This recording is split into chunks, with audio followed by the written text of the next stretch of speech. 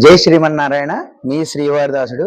ఈరోజు కార్తీక మాసంలో కార్తీక మాస పురాణంలో భాగంగా మనం 7వ రోజు 7వ అధ్యాయం గురించి తెలుసుకుందాం. మీ అందరికీ వెసులుబాటుగా వీలుగా ఉంటుంది అని ఉద్దేశించి యథాతథంగా మహర్షి ఏ విధంగా అయితే పలికారో అదే విధంగా నేను చదువుతున్నాను. దీంట్లో మీకు కొన్ని చోట్ల విశ్లేషణిస్తాను. శ్రద్ధగా 7వ అధ్యాయాన్ని వినండి. హరి ఓం శ్రీ గురుభ్యో నమ. హరి ఓం. 7వ అధ్యాయము. ఓ మిథిలాధిపతి, ఓ జనక మహారాజా, కార్తీక మాస వైభవాన్ని గురించి ఎంత చెప్పినా తరగదు. ఈ మాసం ఇహంలో మానవుని తరింపజేయడమే కాదు, పరంలో ముక్తిని కూడా కలగజేస్తుంది. ఈ కార్తీక మాసంలో ఆచరించవలసిన పనులు, చేయవలసిన దాన ధర్మాలు, వ్రతాలు, క్రతువులు ఎన్నో ఉన్నాయి. వాటన్నిటితో కూడిన కార్తీక వ్రతాన్ని పరిపూర్ణంగా వినిపిస్తాను. సావధాన చిత్తుడవై విను. ఓ రాజర్షి, కార్తీక మాసం శుద్ధ పాడ్యమితో మొదలవుతుంది. ఆనాటి నుండి 30 రోజులు సూర్యోదయ సమయానికి ముందుగా నక్షత్రములు ఉండగానే నదిలోనో, నదములోనో, తటాకములోనో అంటే చెరువులోనో తలమేంచి స్నానం చేసి ఈ మాసమంతా పరమ పావనమైన గంగానది సమస్త నదుల్లోనూ, నదాల్లోనూ, దిగుడు బావులలోనూ, చెరువులలోనూ మొదలైన వాటన్నిటి యందు ద్రవ రూపంలో కలిసిపోయి ఉంటుంది. కనుక నీటిలో మునిగి తలస్నానము చేసి దోసిళ్లతో 3 సార్లు నీళ్లు తీసి ఆ నీటిని సూర్యునకు అర్ఘ్యంగా ఇచ్చి బయటకు రావాలి. తరువాత పొడి బట్టలను కట్టుకొని తలను పొడిగుడ్డతో శుభ్రంగా తుడుచుకొని ఆరబెట్టుకోవాలి. వార్ధక్యం వలన కానీ, అంటే ముసలితనం వలన కానీ, ఆరోగ్యం సరిగ్గా లేని కారణం చేత కానీ, అవకాశం లేనప్పుడు కానీ, మరే ఇతర కారణం చేతనైనా కార్తీక మాసం నెల రోజులు స్నానం చేయలేని వారు, నెల రోజులు చేయలేని సమయంలో కార్తీక మాసంలోని ఆదివారం నాడు కానీ, శుక్ల పాడ్యమి నాడు కానీ, పూర్ణిమ నాడు కానీ పైన చెప్పిన దేనియందునైనను స్నానం చేస్తే ఆ మాసమంతా స్నానం చేసిన పుణ్య ఫలితం తప్పక లభిస్తుందనడంలో ఎటువంటి సందేహము లేదు. స్నానం చేసిన తర్వాత ఇష్టదైవం యొక్క ఆలయంలోనో, హరిహరుల ఆలయంలో దేనిలోనో, అంటే మీ ఇష్టదైవం హరి యొక్క ఆలయం అంటే విష్ణువు యొక్క ఆలయం అవ్వచ్చు, శివాలయం అవ్వచ్చు, దేనిలోనో ఒక దాంట్లో వెళ్ళాలి. ఆలయానికి వెళ్ళాలి. గోపురద్వారం దగ్గర కానీ, స్వామివారి ముందు కానీ దీపారాధన చెయ్యాలి. ఆ తర్వాత ఆవు నేతితో కానీ, ఎవరికి అందుబాటులో ఏ నూనె ఉంటే దానితో కానీ పిండి ప్రమిదతో దీపాన్ని వెలిగించి దానిని దక్షిణ తాంబూలాదులతోనూ భక్తి శ్రద్ధలతోనూ ఒక సద్బ్రాహ్మణునికి దానం ఇవ్వాలి.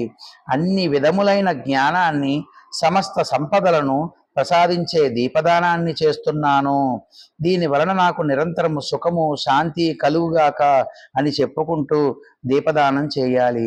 భగవంతుడిని భక్తి శ్రద్ధలతో ఆరాధించాలి.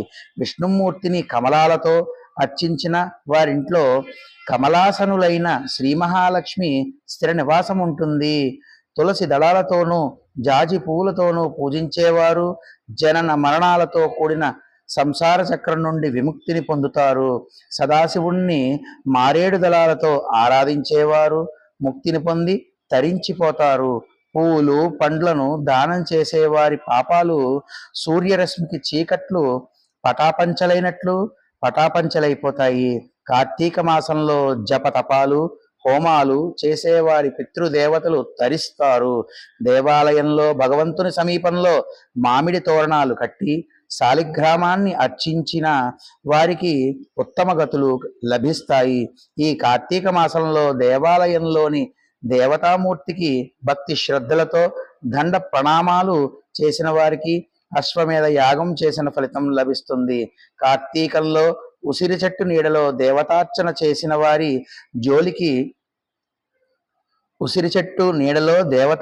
చేసిన వారి జోలికి రావడానికి గాని,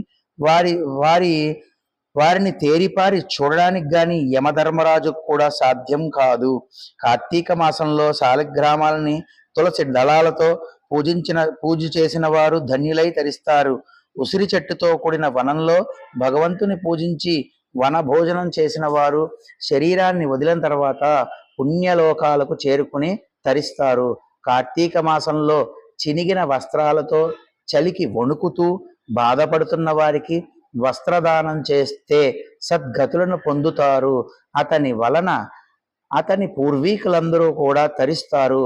కార్తీకంలో శ్రీహరిని అవిస పువ్వులతోనూ తులసి దళాలతోనూ ఆరాధించిన వారు ఈ లోకంలో సౌఖ్యాలను అనుభవించి పరలోకంలో ముక్తులై తరిస్తారు.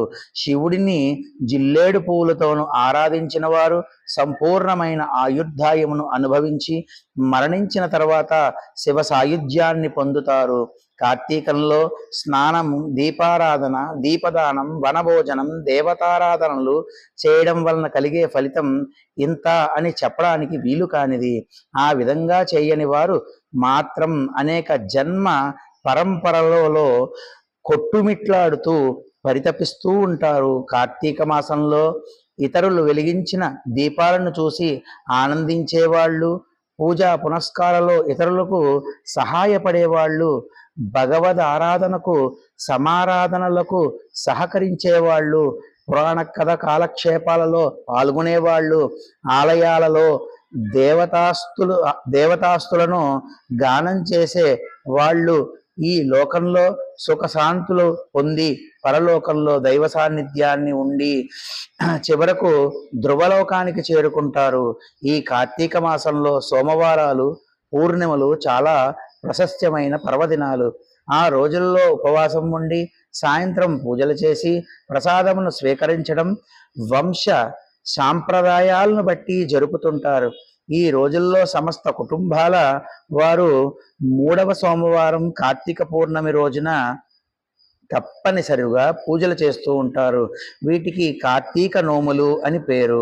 ఆయా కుటుంబాల వారు వారి వారి సాంప్రదాయాలను అనుసరించి వారి వారి పూర్వీకుల చేసిన విధంగా పూజాధికాలను నిర్వహిస్తూ ఉంటారు. ఏ కుటుంబము ఈ విషయంలో మాత్రం భిన్నంగా ప్రవర్తించదు. ఈ నోము నోచిన కారణంగా ఆ కుటుంబంలోని వారికి మేలే జరుగుతుంది. సిరి సంపదలు లభించడం, మోక్షసిద్ధి కలగడం అనేది ఈ కార్తీక మాసంలోని విశేషం. ఈ విధంగా ఆచరించాల్సిన వేటిని ఆచరించిన వారు మాత్రం 7 అంటే 14 జన్మలు నక్కలై పుడతారని వశిష్ఠుడు జనక మహారాజుకి తెలియజెప్పాడు.